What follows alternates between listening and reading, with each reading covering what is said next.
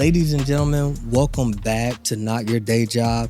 I have another special guest today, musician Elora Dash. Welcome to the show. Thank you. I appreciate you for coming through. First of all, where are you from? I'm from Chapel Hill. Well, actually from Durham. I was born in Durham, lived my first few years of my life in Durham, and then moved to Chapel Hill. So, right nearby. But okay, I consider both of them kind of my hometown. Is there anything about the culture in Chapel Hill and Durham that really influenced your music so far? Well, I feel like growing up in this area, it's a very artistic place with a lot of history and a lot of diversity and a lot of interesting people. I think from like a very early age, there's a lot of people in the Indian community around here. And those are primarily the people that I grew up hanging out with, when I was young. And I'm sure we'll talk more about it, but Indian music definitely has an influence in, the music that I make now. Whether or not I even realize it sometimes, it definitely influences things. So I feel like the community being here and being a support for my parents who are immigrants, I think definitely influences like the sounds that I make.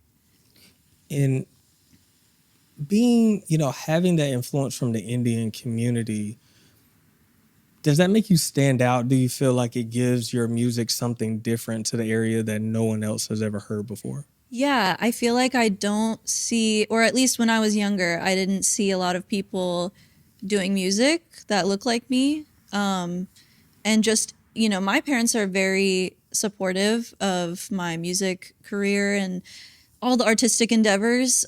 Some parents from the Indian community wouldn't always be as supportive.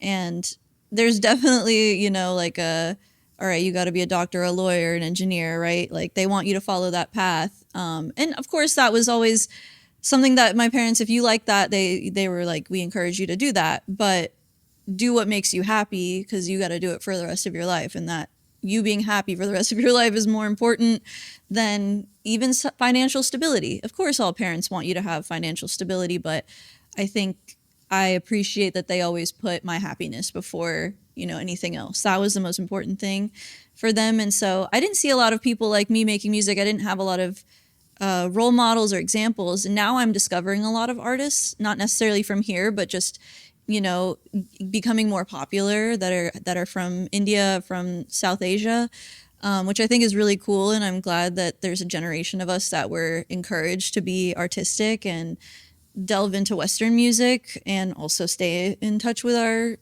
culture as well and like let that influence the music that we make. But I've been coming across a lot of Indian like R&B artists lately. A lot of them are like in LA, but from here specifically, I feel like you don't see a lot of people that look like me that do what I do. And I feel really fulfilled when I get to teach my voice students. I have some young Indian voice students that I'm like, I get to be a role model for them. And like, you don't necessarily have to go down the path of being a doctor and engineer. Like that's great if you love that. But if you love music, here's an example of a person who was able to like make a career out of it.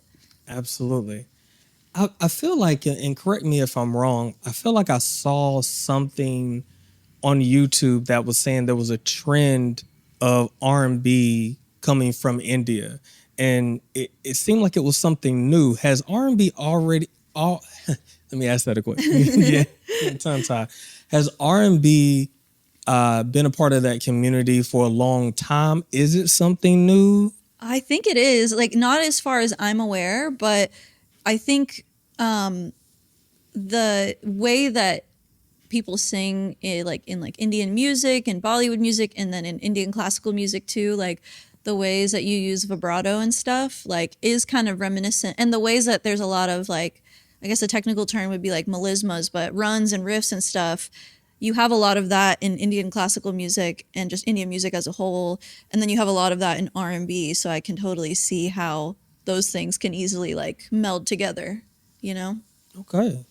Because I think that's beautiful when different genres of music cross borders and you realize sometimes the music of the native country blends with the music of another native country Right. perfectly. Right. So that's awesome. It's just a better way to express yourself on an international scale. Mm-hmm. But I also want to take it back to when I first met you and you were opening up for Ninth Wonder and his jazz hip hop group, I believe. And amazing show, by the way. Thank you. Just want to say that. You know, Ninth Wonder is a legendary hip hop producer. He does a lot of soulful samples, including R&B. You are an R&B neo soul type of artist. So how was it crafting that set and like merging those worlds together for that show? Yeah, totally. You know, I think going into that show, I was super excited to be on that lineup, honored to be asked and thought of for it. And I was super excited. And, you know, I think my only thought as I prepare for any show is like, I'm going to get up there and do my thing, you know? And there's a reason why they asked me to play, you know? So I definitely like, sometimes I make certain choices based on like the audience that's going to be there. Like, you know, I know that I got up on stage with the band with Ninth Wonder and Give 'Em Soul and did a cover of Nakamura by Hiatus Coyote. And the fact that we chose that song told me like, okay, I can like fully lean into like any kind of, I don't know, funky weirdness that we get into in our songs. And like, not that it would really deter me otherwise, because I like to get weird. Me and the band, we like to get weird. And so like, I think the most important thing going into every show is just being authentically yourself. I mean, you can't really do it any other way. You can't fake it. And I think you people can tell when you are not quite authentically yourself. And so just like going into it, just being like, yeah, this is the music I make. This is what I like. This is the way all of my influences and all of my bandmates' influences have come together to like create this sound, because it's definitely a very collaborative process. Yeah, absolutely. And I love that song, by the way. Yeah, I that love that song song too. choice, when I heard that you were doing a rendition of that, I looked at my girl like, They're really doing Hiatus I'm Coyote. like, and the way you sound and your voice just really brought it out. So Thank you. I mean, Yeah, an I love that amazing band. job. They're a huge inspiration for me. Okay, For sure. And I have a question about that later, but you know, is it nervous like opening up for people like that? Is that like the biggest artist you've opened up for? It's definitely nerve-wracking because I'm like, I want to, again, like I'm going to go in and be myself and I'm just going to hope that that's good, you know, like that's all I can really do. And I think that like, I used to get a lot more in my head about shows and wanting to make a good impression. And then I used to just sound worse. So I was like, I got to stop like caring so much about, you know, trying to please everyone or like get someone's approval. It's like, of course I want to make a good impression. That's a given. But I don't really need to do anything outside of just show up and be me, you know, and that's what I'm realizing more and more. But I think the biggest artist that I've opened up for, I performed at this festival called Carolina Days, like almost 2 years ago. And the headliner for that was Janelle Monáe. So she was Amazing. Yeah, so that was probably like the biggest thing I did so far.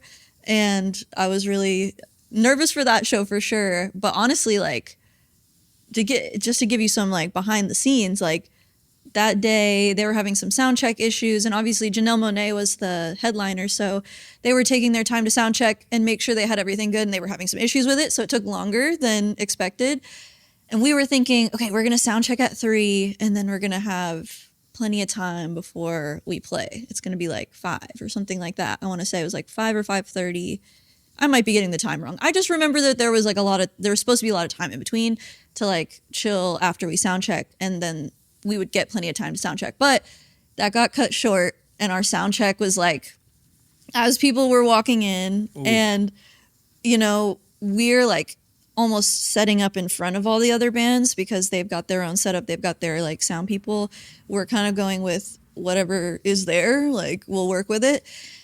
So in that way, I was like, oh crap, we gotta rush around and like get this worked out. But it honestly prevented me from being more nervous about it.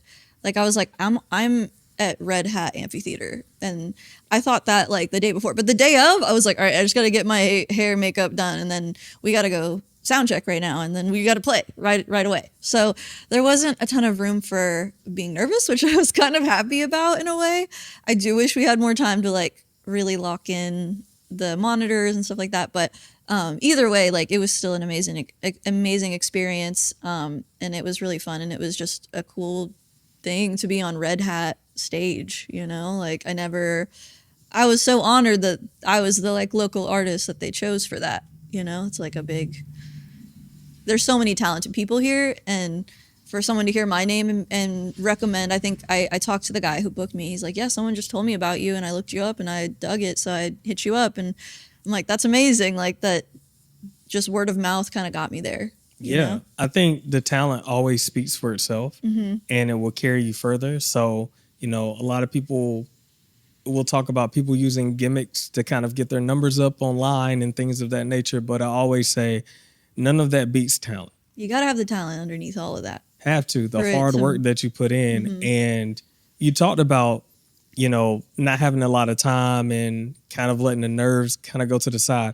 I felt like that recently. I think it was yesterday. I had a presentation in front of the entire company, which is worldwide offices. And when I posted about it, somebody said, like, oh yeah, being nervous can kind of be a good thing. And I said, I do see it as something that keeps me in check.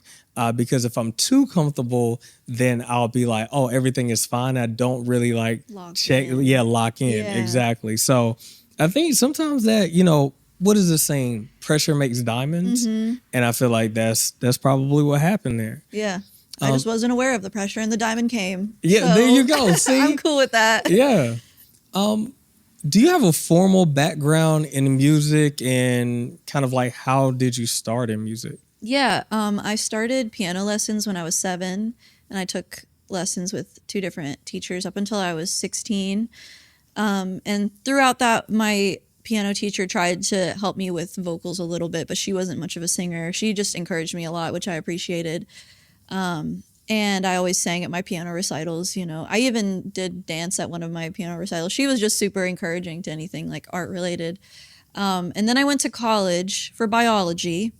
That did not work out. Okay. That was not my thing. I failed chemistry like almost 3 times. Once you fail it the 3rd time, you just can't be a biology major anymore. I finally did pass it on the 3rd time. But, at that point I was realizing, I don't know if maybe this is a sign that biology might not be for me. I liked it in high school. I didn't really know what I wanted to do, like what 17-year-old knows what they want to do. So I went to UNC Charlotte for a little bit, and then I moved home and I went to Durham Tech for a little bit, was trying to figure out what I was going to do, and then had a friend who had gone to App State and was reapplying to App State, and he was like, you should apply. And I was like, sure, why not?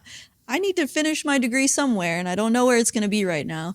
Hadn't considered App State, but I looked into it. I saw they had a music school, so I applied and I got in, and then I did the audition and I got in, and that was kind of like validation for me a little bit to know that, okay, like I'd never actually been trained in classical singing, but that's what I had to do for the audition. And what I was able to just mimic off of someone I thought sounded good on YouTube was enough for me to get this far. So I have at least like this much talent and this much like ability to at least recall, and mimic that. I think I can like further my education, and that's what I did. I went to App State and graduated in 2020 with a degree in music industry studies, so basically music business. And during that time, I was classically trained in voice. And also during that time, I think another valuable piece of the learning that I did in school was I played with other people, and I started a band, and like I started learning songs, and I started playing piano more and like learning music theory. And now I'm a huge music theory nerd and just like understanding music better as a whole. And it wasn't just through school. It was a lot through like the experiences and the friendships that I made and the things that I went out and searched for. And like, I mean, it was Boone, North Carolina doing, music business. There's not like a booming music industry there necessarily. It's very like DIY and like go out and find it yourself or start a festival yourself. And like, it's all very like in-house. So I just tried to connect with as many people as I could, and like, me playing playing at different venues definitely connected me, and then meeting people through that, and then working on a festival called Boon and Blossom and booking at a venue in town that doesn't exist anymore. Still was all, it was all very valuable learning in addition to going to school. Like, I can't even say that the college degree, I mean, you don't need a college degree to be an artist, you know? I think the way that it helped me the most was I met a lot of people and I learned by doing and like putting myself out there. And it was very much like I had to do that. I had to put myself out there. What, no one was going to hand it to me, you know? And I think that was a valuable thing to know about the music industry, is like no one's just going to give it to you. No matter how talented you are, you still have to work really hard, you know? Absolutely. I definitely identify with that. And I was asked by a friend to be a panelist to talk to young people they had mentored through their program going into college. And and one of the things that I mentioned was that going to college, university is more about the experience than just getting A's and B's. Because there were a lot of smart people I went to college with, but then the careers didn't turn out maybe as well, and they didn't connect with people outside in the community. So the fact that you went outside and said, okay, did you say you were starting a festival? You started? Well, that's one thing you could try to do, is like start something, you know, like a festival is an example. I didn't start one myself, but I hopped on board with one that a friend of mine had been doing for 10 years and tried to just like elevate it and help him organize it. Because he was even more DIY than me. He was like, yeah, I'll just throw it together and it'll happen. And I was like, let me help you. I love those people, man. Right. Those They've people, got the dreams. Yeah, they they have it. And I'm like, let me organize those dreams for you, because I've got a little bit of that, like, I guess you call it, was that type A? I don't know which. Yeah, I think that is is type A personality. I got the creative side, but I also have the like business side, which I think is important as an independent artist. You got to be able to do both. I feel like you have to have that level of confidence to say, because you're going to have a lot of naysayers along the way. And I'm sure you've probably experienced someone listening to the first music you put out and someone say, hey, it's okay. I don't know if you want to keep doing this. I think you should do something else. I think I'm my own biggest critic, to be honest. Okay. Like, I feel like, honestly, I feel very fortunate that most people that I've come into contact with have been very supportive of me and like believed in my abilities and my vision for things. And I'm the one that's like, I feel like I have imposter syndrome or something, you know? And then everyone's like, no, dude, you got this. So that's one thing I'm very lucky for, is having community and support. And I think you get that by giving too, you know, like doing that for other people, like uplifting other people and like reaching across and reaching down, and like people who look up to you, like helping them realize their potential, and like just through words and like example, you know? Have you had any, I guess, notable people along the way? Because I think many times people do have people they see as mentors. Have you had anybody that was notable along the way that helped you in your career? Yeah, I think one person that comes to mind is my friend Jonathan Scales. He's a steel pan player, and he went to App State. So I met him through my App State friends, and he would come back to play App State. And now he plays all over the world and did like Tiny Desk and like is touring all the time. And I have just always looked up to him, and we a couple of years ago did a collaboration together, and it was validating to like for him to ask me to do that. I was like, you want me to sing with you? Like, that's so special to me. But he's always been, you know, he's such a busy guy, but like whenever I see him, I feel like he's been such a great, like, he's lent a listening ear to me and like let me talk about like, how do I run a band, you know, because he's been doing it successfully for over a decade, and he puts out amazing music, and he's really consistent. He's always touring, and like he probably overworks himself, honestly, poor guy. I mean, but his work has definitely come to fruition. Like you can see the way that's manifested, and he's playing bigger and bigger shows, and like I said, playing all over the world. So I told him at one point, I was like, whenever I'm not sure what to do, I just ask myself, what would Jonathan Scales do in this position? Okay. Because, you know, like he's a very kind and compassionate person, but he also like one piece of advice he gave to me when I was struggling with like figuring out who my band was going to be and like getting people to commit, he was like, knock heads. He was like, sometimes you got to put, your foot down. Sometimes you got to and set those boundaries and be stern and like, don't be afraid to hurt people's feelings. But also like, even the way that he told me all of this was with such like kindness and like gentleness and like, like, I mean, he's such a busy person, and the fact that he takes 5 minutes to talk to me outside his show or whatever about that. And then, invites me into his home to do collaboration on a song. It's such a great relationship and friendship, and he is a mentor to me for sure. Yeah. That's awesome. And I'm hearing all these different parts of you. Like, you play instruments, you're a vocalist, you're a producer. Is there any one of those that you lean into more than the other? I probably feel the most confident as a singer. Like, that's like my thing. I'm like, okay, I can sing anything. When it comes to the other stuff, I'm like, okay, I still have lots to learn. And I still have lots to learn with singing too, for sure. I always tell people and my students and myself, until you sound like Beyonce or like Whitney Houston, you have work to do, So I have work to do always, but that's the thing that I feel the most confident and the most comfortable, and I've been doing the longest, I think. Okay. Yeah. Or just being on stage in general. I love being on stage. That's the other thing.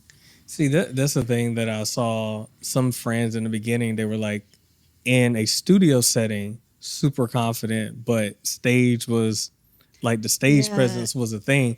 But in front of a live audience is different for sure. Very different. But, very encouraging. I would come out to the shows. I'm like, hey, if you don't have another fan in here, I'm going to be. I'm here. I'm here. I'm here. I'm going to be rooting for you hard. Yeah. But I feel like, eventually that confidence builds up because, like you said in the beginning, you're being yourself. And I feel like if you're being yourself, you're going to be always comfortable in front of people. And it's a practice. It's like, I tell my students, like, singing is a skill. Playing piano is a skill. Writing songs is a skill. They're all separate from each other. And then getting on stage and performing is a skill. And they all work together, but they're also things you have to work on separately. Like, just because you work on singing and practicing all the time doesn't mean you're going to get on stage and feel comfortable. You have to get on stage a bunch of times feeling uncomfortable before you're finally like, oh, okay, I got this. I can do this. Yeah. Yeah. In 2022, look at my notes, make sure I get this right. You released an acoustic song called Disappointed. Mm-hmm. And to me, it's a beautiful song about heartbreak.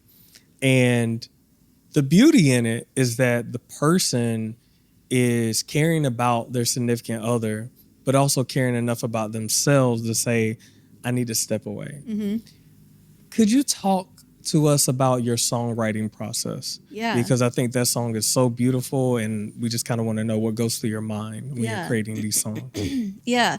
That song's actually about a friend, and I want to like write my songs in a way that's relatable to a lot of situations while still feeling very authentic to me. Like, I don't want to write and it just be about a vague situation. Like, I want to relate to it, but I also want to like look at it from the outside and be like, can someone who has no idea who I am still like resonate with this, And so I wrote that song about, it was very like natural for that song specifically, like came together very quickly. And those are always my favorite ones. But the guitar part was written by my fiance, Brady, who is the drummer in my band, and he plays guitar and piano and bass and all the things. So he was messing around on guitar. It was really just those two chords, and he had this like slidey thing going on, and I'll just take a voice memo, and then when I'm by myself later, I'll get in my sad girl feelings and write my lyrics to it. But yeah, that was about a friend who we made music together, and we just weren't seeing eye to eye, and I tried to communicate like, hey, this is like what I see how amazing you can be and the potential you have, and like you're selling yourself short basically, like, and being real with them, because that's what I think friends do, is like level with me. That's what I want my friends to do. If you feel like I'm holding myself back or I'm like doing myself a disservice, like as my friend, tell me that, and I'm going to do the same thing. And so I felt like the right thing to do was to communicate that. He didn't take that very well. And, a multitude of other things kind of got in the middle of our relationship and our friendship. And so like, the main kind of like line in that I think sums it all up is, I wish you could see what I see in you. And that's like, I feel like that's the one that hits home for me the most, because I'm like, dang, dude, you've got so much talent and so much like life, and you're like just such a wonderful person to be around. But then you've got these hangups that like I want you to work past, but I can't control that. So I have to like make my decision to go my own way. And it is painful. Like, I don't want it to be that way, but you also have to prioritize yourself, you know, at the end of the day. You can't control what other people do, and you can only control what you decide to do about the situation. What I decided to do was try to communicate, and when that didn't do well, I decided to give it some distance. And you know, that's still, you know, a relationship that it hurts my heart that it turned out that way. But at least we got a good song out of it. I will say that. You know? Yeah, you know, I think what do they say? Art imitates life, right?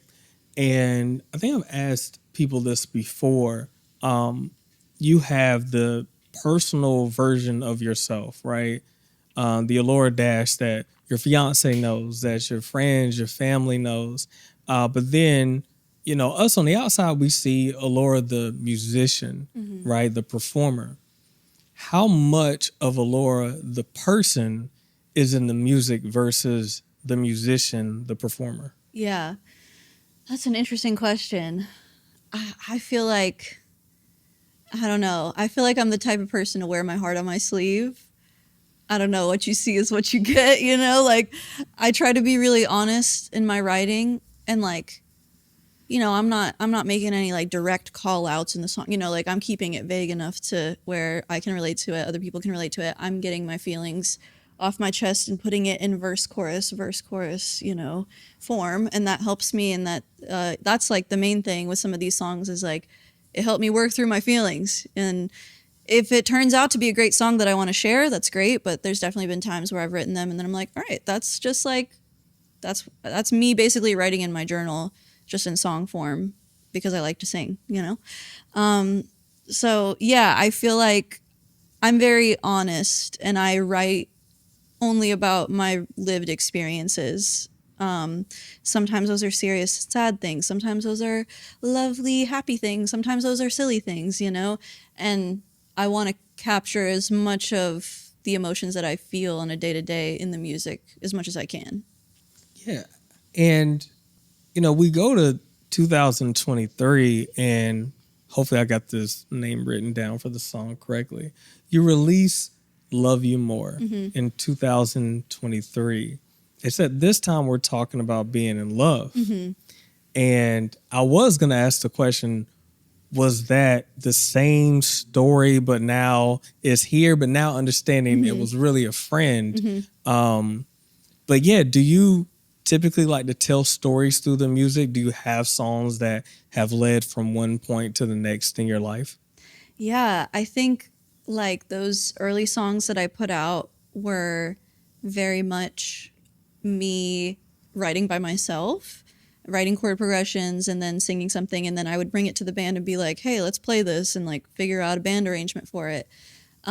Whereas now I'm doing a lot more collaborating, which puts me in somewhat of a more vulnerable position, because I'm like figuring out what I want to write about in front of people, which I feel self-conscious sometimes. I'm still like trying to get used to that and warm up to that and not feel like, oh, these lyrics are cringy. But you know, it's hard being a singer. You have to wear your heart on your sleeve. Like, it's like I was saying earlier, like you have to be authentic or people can see through that. And like, I hope that people can tell by my lyrics that I'm just telling it to you straight, because I don't know any other way to do it. And so I do think like being collaborative with people instead has allowed me to be even more vulnerable and like be okay with opening up in front of, you know, these are my closest people that I'm making music with. And that's the initial, like, I'm dipping my toe in, and then the music just comes out and everyone gets to hear it. And, you know,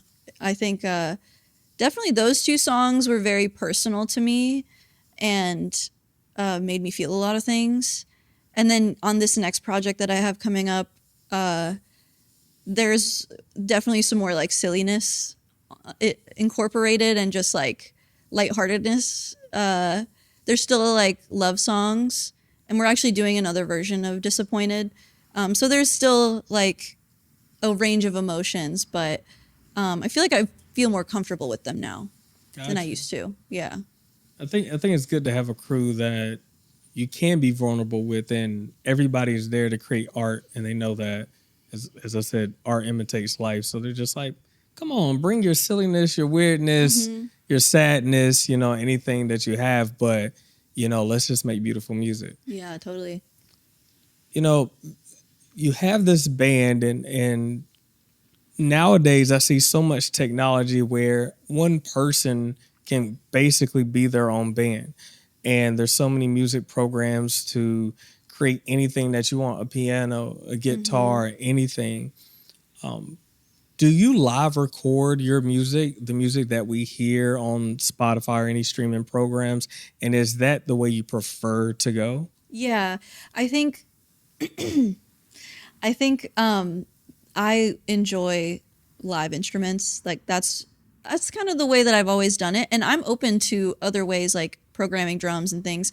But I think where I started was on stage. I know some people kind of start with writing in their room and then recording and doing what they can by themselves.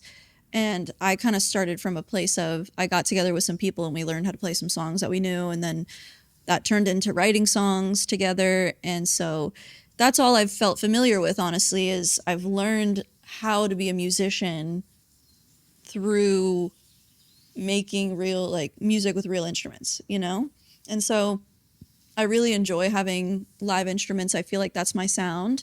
We were talking about Hiatus Coyote earlier, and I feel like they're a great example of like a real blend between you've got these electronic sounds, you've got drum samples, and you've got other types of just samples, and then you've got the instruments also layered and all the vocals, and things don't sound 100% perfect all the time, and that's okay, and you like that because that's human, you know. I'm definitely open to ways of implementing technology like with samples and stuff, but I think my most authentic version, even whether it's in recordings or my live show, is going to be with real instruments. Also, I would just feel weird up there by myself at this point. Like if I can't turn around and like look at anyone when I make a mistake, Yeah. I would just be like, oh, okay, I guess I'm just standing here by myself and just performing to the audience. I'm sure I get used to it, but it's just so much more fun when you have, your besties on stage with you. And it seems like you have, I'm going to assume that you have that same vibe when you're in the studio with your band. And could you talk more about that creative process? Because, as they say, more cooks in the kitchen, and usually they mean that in a negative way. But when you're surrounded by so many other talented people, does that really help, I guess, accelerate the creative process? Yeah, I think that definitely like you can get into a situation where you have multiple people with different opinions and then you're spending a lot of time figuring out who's the most right, and you kind of just have to go based off of what your gut tells you. Like recently I've been working with a producer named Tyler, and he's amazing, and one thing I really love about him is I'm like hearing like maybe like a whistle note here, like I don't know, maybe it's crazy, I want to try to hit the highest note that I can. And he's like, sometimes he's like, okay, yeah, let's try it. Or sometimes he's like, maybe, like he's like on the fence about it, but he'll always give it a try. And then we'll decide together, like, did that work or did that not work? And I think in the past, and even with this current project, I have collaborated a lot with my bandmates, but I've more recently, as we've been finishing up the songs, I've taken a lot more ownership over it myself and like been more self-reliant, been going to sessions where I'm just working with me and the producer and making decisions and feeling like I don't necessarily like, it's nice to have the affirmation from other people who I know are talented and I respect their opinions. But also knowing that whatever I decide is also going to be a good idea too. Like I have been affirmed enough, luckily, by my community to feel like, all right, like when I do my thing, it sounds good. So let me just do that and not try to like overthink it. And another thing with this project is in the past, the reason I only have a few songs out, there were more songs that were supposed to go with those songs, but I was such a perfectionist that I feel like I wasn't really working very efficiently. And with this project, I was like, you know what? I don't care if there's like a random little click here or like my vocals run. It's really my vocals. That's where I get to be a perfectionist. Like if I don't like this one way I did it, but like for time's sake, we should just like, you know, because I will spend hours and hours redoing something until I get it perfect. And that's just time we can spend getting the stuff done instead. And so like I've kind of relinquished a little bit of control and just let the songs become what they become. And it's so hard to really judge like what's good with your own song anyway. So I'm like, all right, let's just finish this music and put it out and make more, you know, like we don't need to be so like, oh, this one vocal line, this one run wasn't as clean as I wanted it. Let's just pitch a couple notes. We'll just tune them a little bit and it'll be good enough. Maybe my performance still wasn't like that great, right? There's one song I'm thinking of where I know I didn't love the way I sang one thing, but it was recorded with a different mic at a different studio. And we were like, all right, the rest of them sound really good though. So we can't really go back and just redo this one part. Yeah. And if we did that, we'd have to do the whole section, which means we'd have to do not just this verse, but the other verse. You know, like we could maybe have the choruses sound a little different. And it's not like a very noticeable difference, but it's something that I think like you'll have a more professional sound if it sounds consistent, you know? And so that's where it's been helpful to have my friend Tyler tell me like, I think the best decision here is to just be okay with this. And I'm like, thank you, Tyler. Please tone down the perfectionist in me because she will come out and she will try to bite you. And we can't have that because we got to get this music done, you know? You know, I feel that. And, you know, talking about like trying to redo things, trying to be a perfectionist and things of that nature. And I've had issues with like equipment and things here because like I want a certain look. I want things to be correct. I know it's not going to be perfect, but like perfect to whatever I'm thinking in my head. Right. So again, for 1 second, which I will cut over from this, is I need to check this camera because I want to make sure it's still running. Okay. So that's what we're going to do. Okay, do that. But I know my camera's running, so I know she's good. And that's all I care about. Cool. All right. So we're back now. Now that I've checked everything. But going back to that, yeah, I think many times being a perfectionist can get in your own way of like creativity and just putting something out there, right? I know when I first started this podcast, when I lived in Florida, it was, you know, I couldn't afford the camera I have today or some of the microphones and equipment and things of that nature. So it was like one camera in my apartment, cheaper microphones, but I just did it. And I always tell myself that remember that version of you that had less fear of like what people thought and you just put out things that you believe in. Right. You just were doing it for fun. Just doing it. Yeah. And so now it's like everything is so, you know, professional and people are like making money from podcasts. So it's like you got to make it a thing. But I think the number one thing holding people back from that success is just making it happen and doing it. So I'm glad you have people around you that say, hey, yes, we want to make the best music that we can make, but we also want to just make music. Right. Like, let's get it out there for sure. And I'm with it. I need to, and I made a instrumental like mixtape thing in 2020 because I at the time didn't have a lot of lyrical content, but I wanted to like learn how to record myself and I wanted to get more experience in that. And so it's all instrumental, which is funny for a vocalist to do, but I like instrumental like lo-fi hip hop. So I was really inspired by Terrace Martin, and I was like, I'm gonna make my own little like, you know, each song's like 2 minutes long or something, and I'm gonna get all my friends from North Carolina to play on it, and I'll just send them a track. And like, that was such a great experiment in like reducing perfectionism, because I was like, yeah, here's one drum track. It's not like they're all separate or anything. Like, I was sending my friend who was mixing it for me just like 8 tracks total. You know, usually you separate drums as 8 tracks by itself, but I was sending it as one. And then I would just have a few keys tracks and I would have the bass. And, you know, I had like a saxophone player. I had my friend do some like background vocal stuff. And like, adding all the layers together and just being like, yeah, let's just make the best of it because it's not going to sound like that good. I'm not even trying to make it sound that good. It's supposed to be like lo-fi. So we like put the hiss over it to make it sound like a little more lo-fi. So I think the point being like, it doesn't even matter. We're just putting this together for fun and as a learning experience. And I did it part of my like senior project for school as well.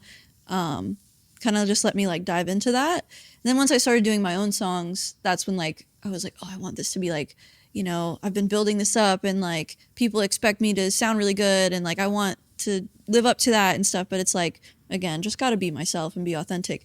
And I'm not perfect all the time. So if I'm putting out this product that sounds overly perfect, then that's not really authentic, you know? Yeah. And that was the self-actualization project, right? Yeah, I love that because I love lo-fi. I started listening to, what was it? Lo-Fi Girl, just for studying, Yeah. especially like when I was going to college. And then I was going through your catalog. And when I listened to that, at first I was expecting Vocals to come singing in, and yeah. vocals, but then I was like, oh, this is fire. I Kind of a like this. vibe. I love lo-fi. So I appreciate you making that. Going back to your band, I love how the energy translates to the stage. And recently, you took that on tour, and you all went to Peru. And you know, could you tell us why Peru was the choice to tour, and what was the experience like? Yeah, it was an amazing experience. I loved Peru. I went there. When was it? I guess it was 2024 in April. I went with my friend's band Tumbao. They're like a Latin fusion band. And my friend Diego is from Lima, so he had some connections there. He had been wanting to play there. He kind of manifested that, and he has like a 15-piece band. And I don't even speak Spanish, but he was like, "Do you want to be tour manager?" And it was basically just like he knew he could trust me to help him with some of the logistics of it, even though I couldn't speak Spanish. It would have been better if I could speak some Spanish for sure. I tried to learn a little bit, but I didn't know enough by the time we went. But we managed. My main job was to kind of like corral all of the band members and make sure we had everybody at all times and kept to the schedule that we made. He did most of the work, and then just kind of like passed it off to me. So because he was performing, so he didn't want to have to like be managing while also being a performer. He wanted to be like, all right, I did my work. That's for you now, and give me all the information, and I make sure everyone's where they need to be. And so that was my first experience there, and we were there for 2 weeks, and they did 5 shows there, I believe, 5 or 6 shows.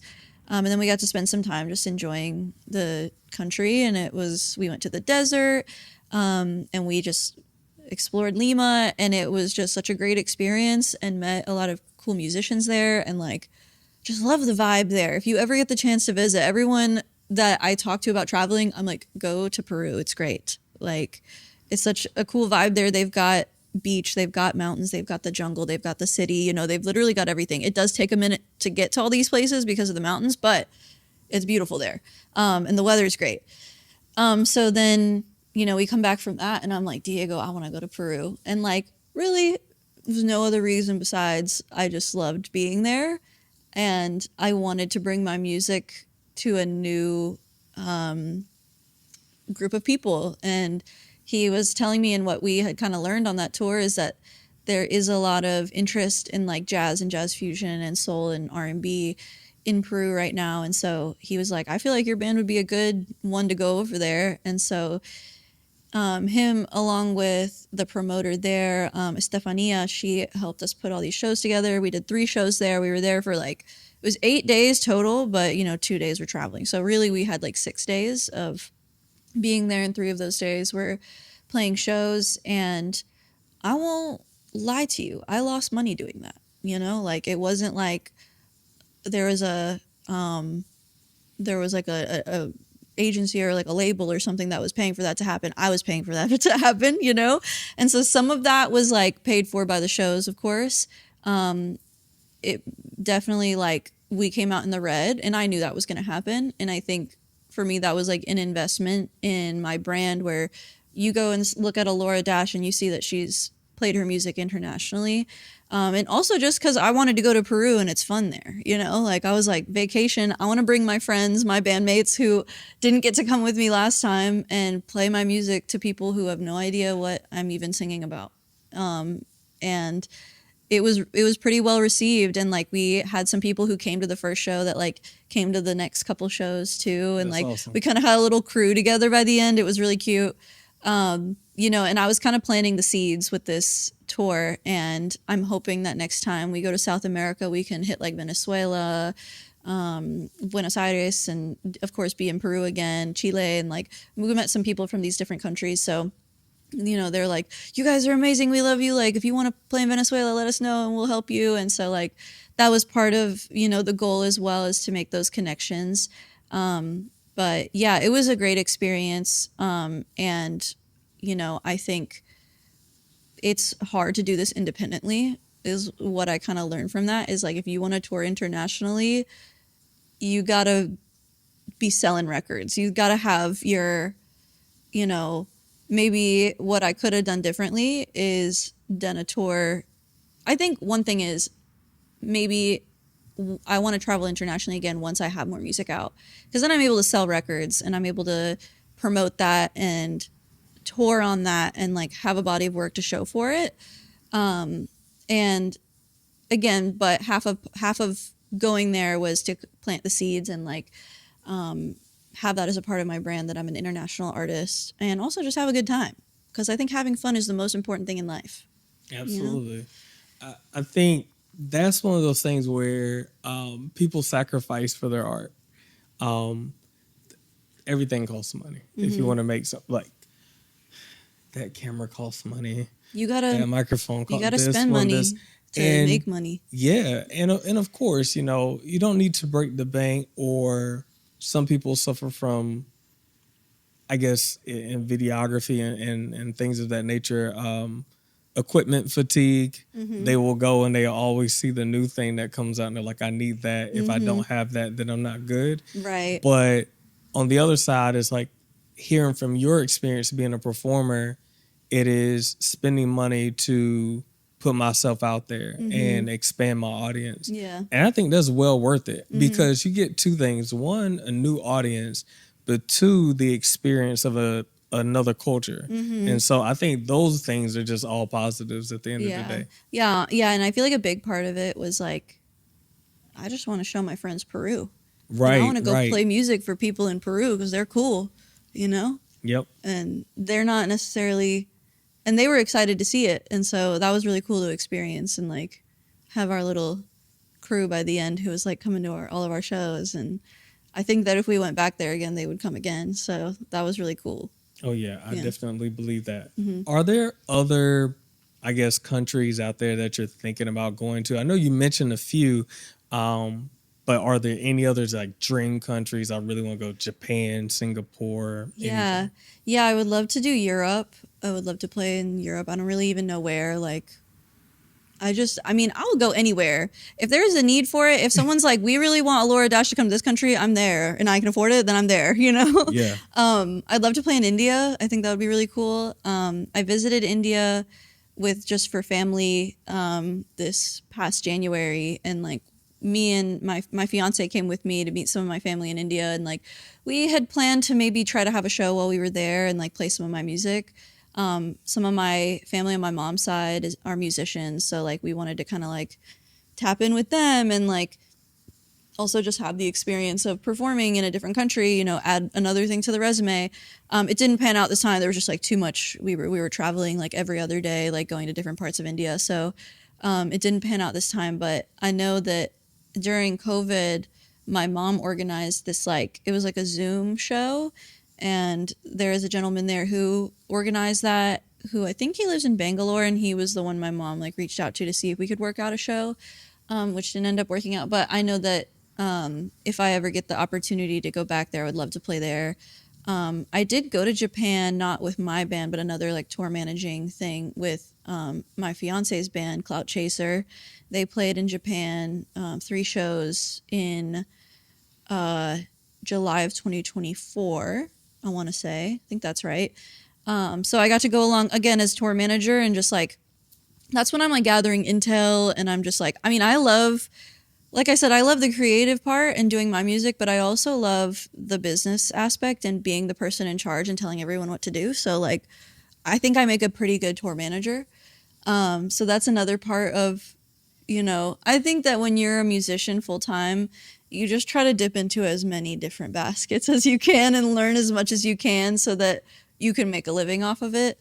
Because if I was just a singer, I would have to have a different day job. I would have to have a 9 to 5, and I don't want to do that. I Yeah. want to make music, and I want music to be my life, and I've like been able to cultivate that by like putting myself out there in that way. Yeah, I think that's something that people forget. Music is a business, right? And I love that you've dove headfirst into that, and it seems like you have a knack for it. What are things about the music business that motivates you, and what are things about the music business that frustrates you? Good question. Well, I just think there's so many talented people out there. That can be both motivating and kind of what's the word? It's not frustrating, but it's like you've got so many people trying to do the same thing. It's like, how am I supposed to know that I'm going to be able to do this thing, to its fullest potential? Do I have what it takes to do it?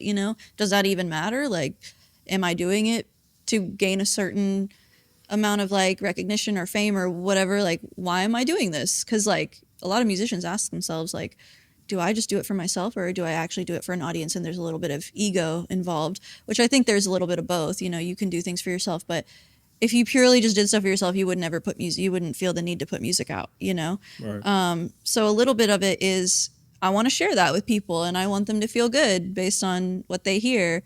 And I feel like I'm getting away from what the question was. Oh, frustrations and positive things. Yeah.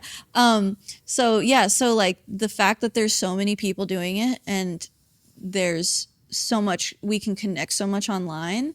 That's an amazing thing because I discover new artists all the time. So I love that part of it. And then it's also like, okay, there's a lot of competition. Like, how do I stand out compared to others? Like, how do I get someone to not scroll away from my video, like thinking about stuff like that. How do I get someone to go from like seeing my video to coming to my show, then coming to my show to buying the record, to then, buying my tickets in advance when I go on tour, and like when there's so many other people who want the exact same thing. But I at the same time feel like there is no limit to the amount of art we need in this world, especially with the amount of all the other bad stuff we have in this world. There's plenty of space for everybody to like make their art, and it doesn't matter if you're like really good at it or you're not so good at it. Like, you have a right to make it, and you should put it out there, and if you want to. So I think, yeah, that can be both a positive and a negative. I feel like something that is I think that's something that's mostly motivating about the music industry. I think something that's frustrating is the AI stuff that goes on. Just yesterday, my mom sent me a video of a lady singing, and I'm like, Mom, this isn't a real person. This is an AI lady. And in the comments, the AI artist is promoting their go stream here, blah, blah, blah, blah. And like some of the music actually, like, obviously it's AI, so it sucks, but it doesn't sound bad. I'm like, oh no, Yeah. the AI is making good songs. Like, this is bad, guys. Like, we're using up water and killing trees and taking away money from real artists for who? Like, where is it even for a fake person that doesn't even exist? Yeah. For I guess like an AI nerd to like benefit from, and like, we're putting in hours of love and care and thought and effort into getting good at our instruments and getting good at producing, and like there's so many little things that you have to get good at to put out good music. And then these companies take that, all of that love that those hours and hours, and they teach their AI from that, and then they make a song that sounds like, I just saw a video the other day, this girl saying like someone trained their AI with her songs and basically like made its own version of her song, and then tried to do a copyright claim on her music so that she can't promote her own music, even though Crazy. they took, like, that's insane. It is. Like, And my dad is a very he's a devil's advocate kind of guy, so he was always like, so do you think AI is going to take over your job? I'm like, no, because there's AI is not going to be able to ever do the humanness. Like, you're not going to, who wants to follow an artist that's not a real person, But now we have this thing happening where people don't even realize, and they're just like, they probably will realize eventually, but initially they like hear something on the playlist, they're like, cool, I like the song, I'm going to save it. That's not ever going to turn into someone like living their dream. That's just sad to me. That's just so sad. It is. And I have had talks with other people about that. And I think also with 2 other artists on this podcast about that.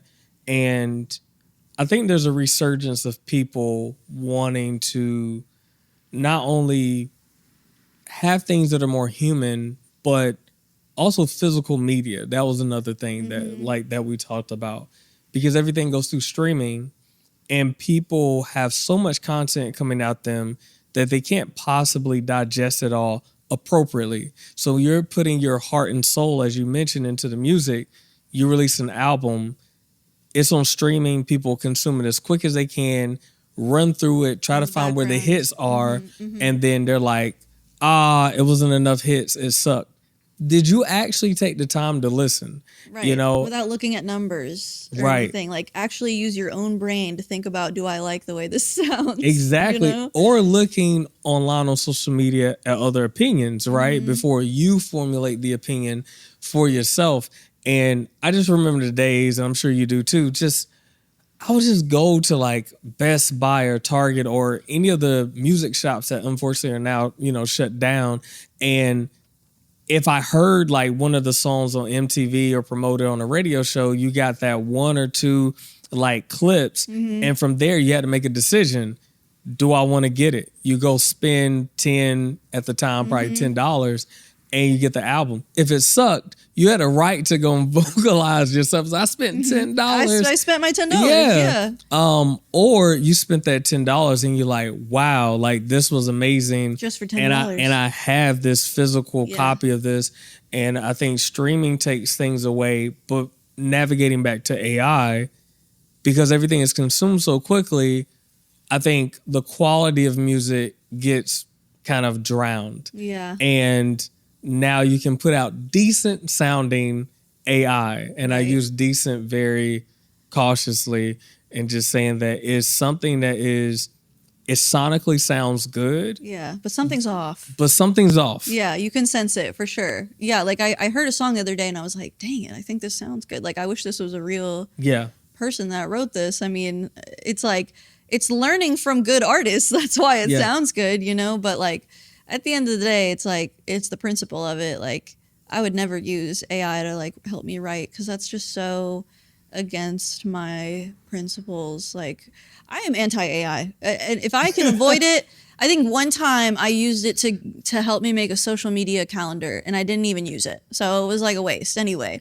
So like, I never want to use it. If I can help it, I will try my best to not use it. I'm more of a blend, right? And maybe there's applications for it. Yeah, and I kind of have to, being a software engineer, there's just no way to get around it. Yeah. And that's kind of what my talk was about, was showing how to build a AI agent for the company. But what I do notice, and I have had talks with people in my company, people who are staff level engineers, senior like me, or even like new engineers just coming up. I really want you to have the knowledge, because if AI gets things wrong, which it does, how do you know it's wrong? And if you're always relying on a system that's just a black box, how like it loses that human factor of like all this knowledge that you gained over time, that systems crash, systems go wrong. How many times has somebody probably complained and you looked at your phone and you say, what's going on with this thing today? And you as a human have to be like, I have to troubleshoot it. But if we become more reliant on AI for everything, especially art, you lose the soul. And there was somebody, I can't remember, on a podcast I was listening to, saying that they felt there will always be a human nature or a human wants to see something created by a human. So no matter how many things we can create with AI, there will be something that says, yeah, it's off. I can just feel that. I think it's gonna die out. I'm hoping. I think that I think I'm hoping that people can start to recognize when, oh crap, I've been listening to this AI song. Let me not do that anymore. Yeah, I'm yeah. gonna avoid that. And I mean, well, one way that I think that can affect things is like artists make money off of like sync licensing and stuff, like getting their songs in shows and stuff. But like if we just start doing AI songs for all of that, that takes away the need for the artist to make it. So there's so many ways that affects things. But I am hoping, and what my argument to my dad always is when he's like, isn't AI going to take away your job, is no, because the thing that we love about going to a show, or the thing that we love about like following somebody on Instagram and like following along with their life and their story, is that they're human and they're going to make mistakes and they're going to sing stuff wrong, and it's going to feel like personal. It's going to feel like, oh, I've messed up before too, you know? Yeah. And I think that's why people love going to a show. I don't think they even realize it. It's like, yeah, they're playing your favorite songs, but they're humans playing the songs in front of you, and they don't sound perfect all the time. Yeah. And that is like reassuring that we all have that in common. You know, it's like, yeah, that person's a great singer. Obviously, you might not even notice like they're noticing all the little mistakes they're making. But you know, things can happen on stage that if you're just listening to the radio, you're not hearing all the effort that goes into making a live show too. So I think it's going to die out. I completely agree, because you have in your profile that you have jazz fusion, and I don't know a lot about jazz, but when I look at videos of people saying, okay, the drummer is going to get a solo or someone's going to get a solo, and they're just kind of going off the cuff, and the band is blending together, and it's kind of just like offbeat, but it works type Right. of feel. It works because you're together doing it together. Yeah. Sorry, what were you saying? No, yeah, but that's exactly it. So when I saw you at that show, I'm just like, I know there's different versions of this that people get. It may be the same song that you wrote, but it sounds different at this show. Like this time you were really feeling it, and you kind of signaled to the drummer or signaled to the person playing the guitar, and they knew, and you just said, okay, I'm gonna add something new. And I feel like that is that spontaneous like enjoyment through music is something that you can only get in person. Yeah, like seeing people like make those decisions in real time, and especially with jazz, like it's so just like you never play it the same twice. You know, you don't. Most people don't memorize the solo. Like they're just making it up along the way, and they've put in the time and effort and hours to be able to like hear that in their head and then translate it to what they're playing. Yeah. Yeah.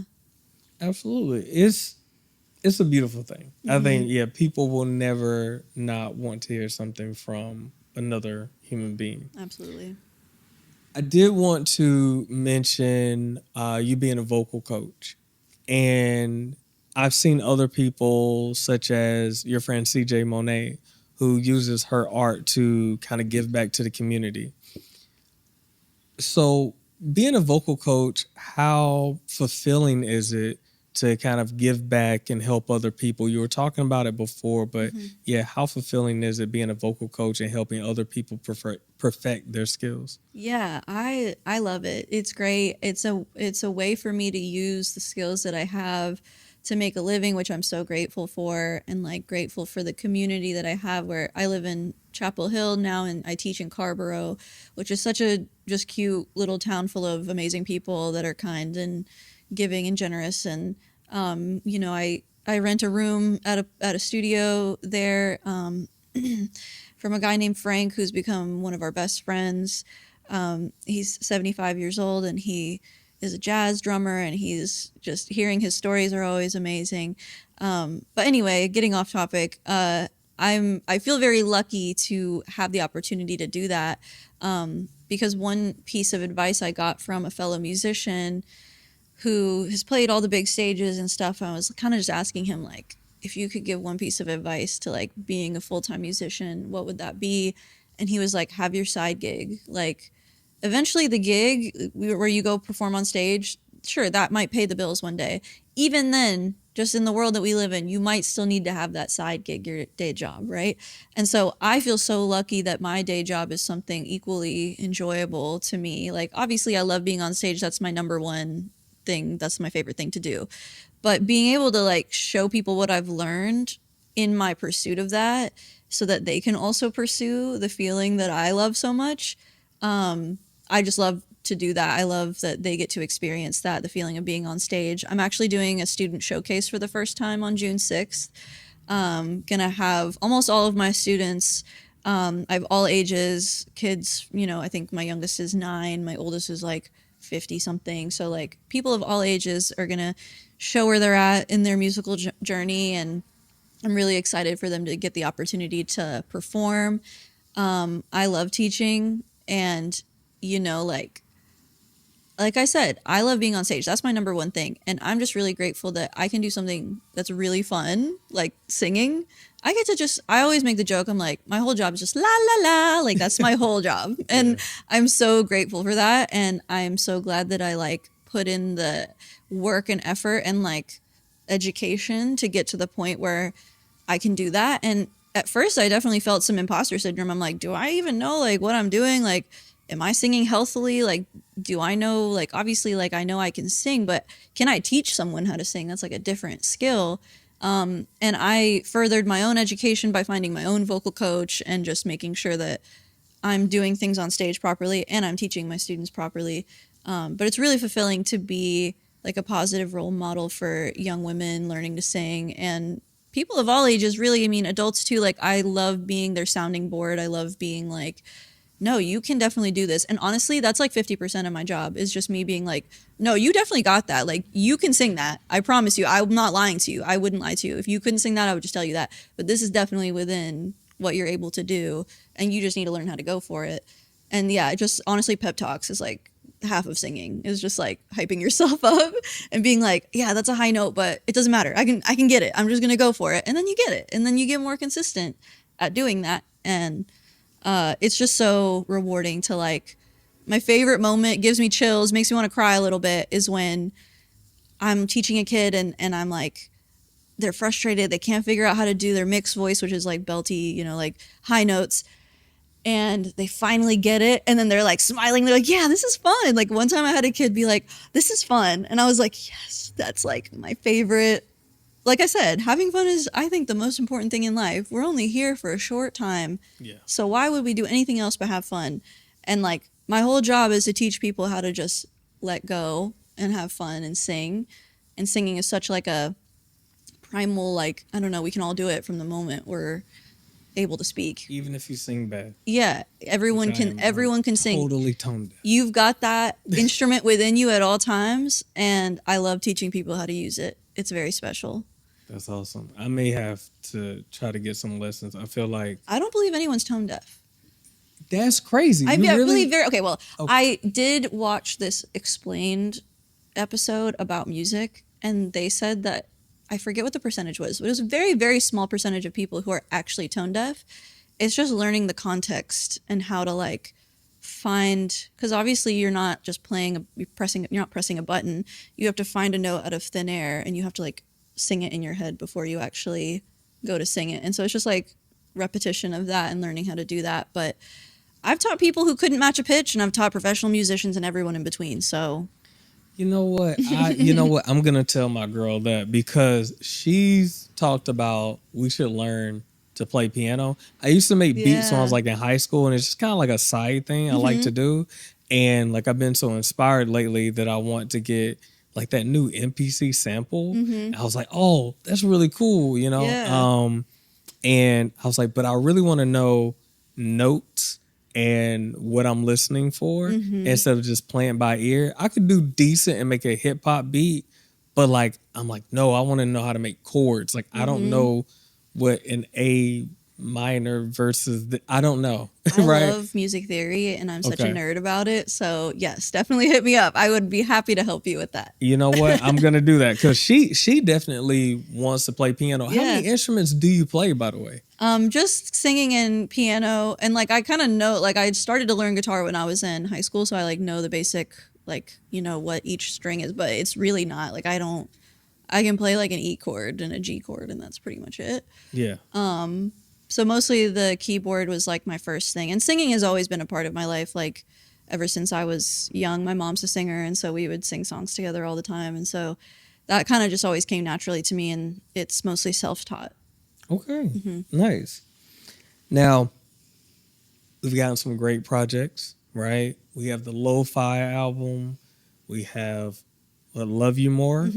We've had Disappointed and many other songs in between. But when can we expect a new project? I don't have an exact date yet. Everything's up in the air right now. We're finishing a new project this month. I know it's going to be 6 or 7 songs, and I think it's going to be called Delusional because there's a song on the album called Delusional, and it's about how kind of what I was talking about earlier, where like in order to be an artist, you kind of have to be a little delulu because like there's a million other people doing the same thing. Like, who's to say you're going to make it? No one. And so you kind of just have to go for it because, like, what are you going to do with all of this artistic energy that you have? You just got to send it and put it out there and see what happens and just pretend like it's a possibility, even whether or not it's possible for my music to reach people is none of my business. I'm just putting it out there. I'm going to try to do what I can to promote it so it can reach people. And then what you all do with it from there is up to you. Yeah. So, yeah, I'm thinking that this will come out in September or October. Everything's, very up in the air. I used to, like, give myself really solid deadlines, but it just stressed me out. And so I was like, okay, I'm going to have, like, a rough kind of schedule for it, but I'm going to wait until I'm totally done with all the music before I even start on, like, planning. I'm planning in my head. I'm starting to reach out to videographers and photographers and think about content and stuff like that, thinking about a marketing plan, kind of getting that together, thinking about, touring and live shows to go along with it. But I'm not making any decisions regarding it until we have the music 100% done, which should be by the end of this month because my engineer, his partner is having a baby. So we're like, okay, we got to get this done. Yeah, congratulations to him. I'm very excited for them. But that means he's going to have a lot less time pretty soon here. So we're like, all right, let's get this knocked out like next week. Gotcha. Yeah. I think it's freeing, or at least I presume it is, being independent and being able to set that timeline where it seems like when I hear someone, quote unquote, get signed, the label has expectations. It really becomes like it's a business. And so we need an album by this time. And do you think that you would love to stay independent, or do you feel like you would be open to being signed to a major label if that happened? Yeah, I mean, like I said, like whether or not my music reaches people, I'm going to do it whatever I can to get it there. But that's not the most important thing to me. I feel like I just really love making sounds. I love singing. And as long as I get to do that, I'm happy. I'm not after, like, I don't really care about the money or anything like that. I'm not in it for that reason. I'm in it because I feel like I have no other choice. I feel like I'm, like, called to do it, and I can't imagine myself doing anything else. I think that if it was the right group of people that wanted to support me, I'm open to that. But I'm also not going to, like, sacrifice any of my authenticity or, like, be anything but myself. So if a label comes in, they're like really rigid about, I don't know, we're going to own all your stuff and you're going to do this and you're going to do this for us and you have to do 5 albums in this many years. I'm just probably not going to, it's not going to be worth it to me because I don't need to, like, get famous, like if I do, that's great. Again, none of my business. Like, my business is just putting the songs out, you know? I did talk to, like, this Nashville executive guy a few years ago. And, he was basically like, you give me a bunch of money and then I'll get you a number 1 on iTunes. And sure, but I, first of all, don't have any money. But second of all, like I would rather. Well, one thing he told me was like, and maybe he was just saying this. I don't know.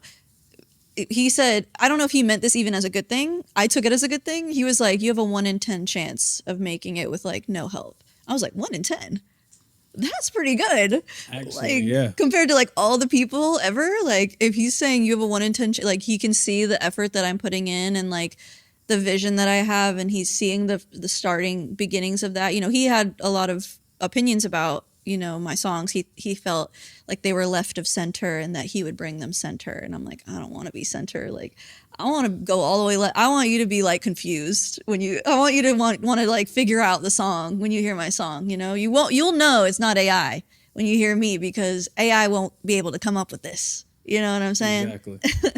But honestly, he told me that left of center comment and then like 1 in 10 chance, and that's always stuck with me. And that was like 6 years ago or something like that. And like, I was like, okay, 1 in 10 chance. I'll take that chance. 1 in 10 is good with me. If the executive got, maybe it's actually less than that, and he was just saying that to like give me a boost of confidence, or maybe he was thinking that I would think, oh, 1 in 10, I gotta give this guy all my money so that I can have more of a chance. I don't know what. I'm taking it as a good thing though.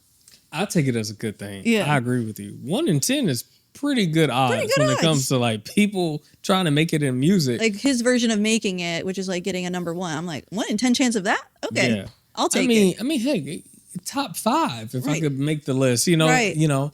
But being yourself is the most important thing. Is like the music will be exactly the thing that gets me there, because we've seen some people kind of like get signed, and then the first album you're like, it's you, but it's different. something off about it. Mm-hmm. And one of my favorite artists, J. Cole, he talked about that. Like his first album was not really the way he wanted to make it, because they were like trying to grab for a hit. Mm-hmm. Fast forward later, like even his recent album, it seems like a retirement album. Mm-hmm.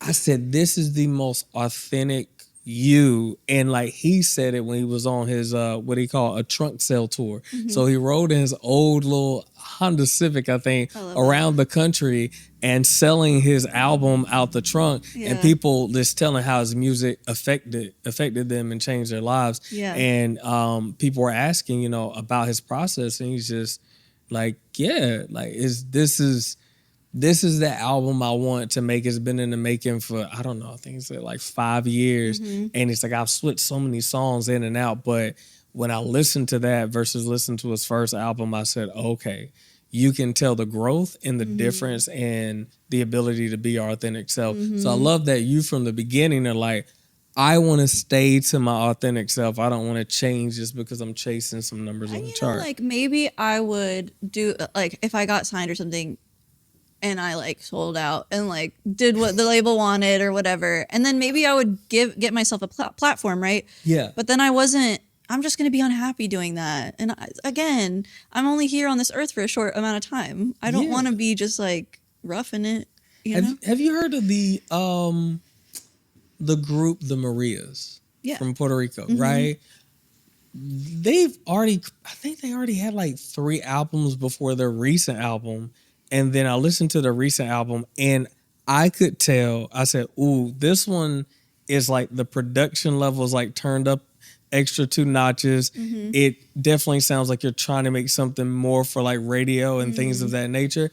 But I still felt like it's still the Marias. Which is like, there's definitely something to like wanting it to be radio listenable and like trying to, it's like, if you're making cool music, I'm all for you like trying to get on the charts and like influence people. You know, it's like if you're making stuff doesn't sound like a Target commercial, please make your music, put it out there, because I'm tired of this Target commercial music all on the charts all the time, you know? Yeah. Like if we can get stuff to number 1 that's like weird a little bit, even if it is a little overproduced or whatever it might be, if we got like interesting chords. Yeah.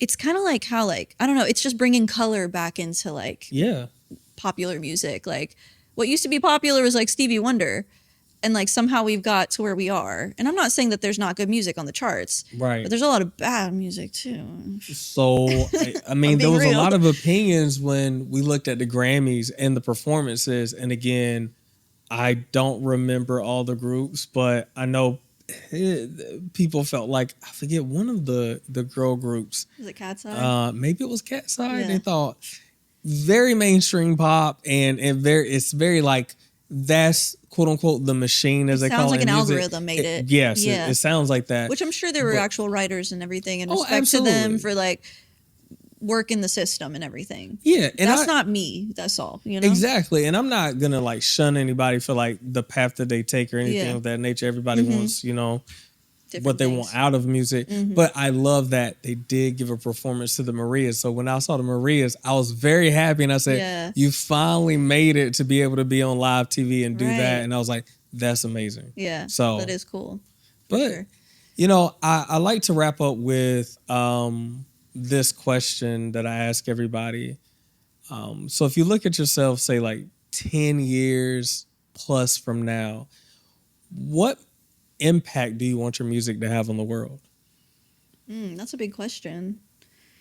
I think that there's so much going on in the world, and there's so much sad and hurt, and not enough fun. And it's hard to have fun when everything's so like heavy, And so I hope that, and it doesn't, not to say that all my music is meant for, it's supposed to be just, for funsies or whatever. Like some of it's more serious, sure. I think all I really care about is that it reaches some people and they feel something.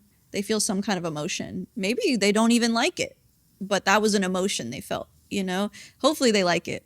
But my goal is to write something that catches you and makes you think and makes you want to listen more and makes you want to understand music more and makes you want to share it with other people and makes you want to be kind to people and love your friends. And I think that the best thing that I can do as an artist is just counteract any of the, as much as I can, the negative things that exist in our world. I think that's what art is meant to do sometimes.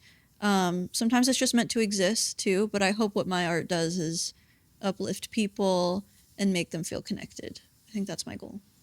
Yeah. I love that. That's beautiful. Well, thank you for stopping by. I greatly appreciate you giving us the time today. Thank you for having to tell me. your story and give your insight. So this has been beautiful. I appreciate it. So we're going to end it there. Cool. Yay. See you next time. Thank you.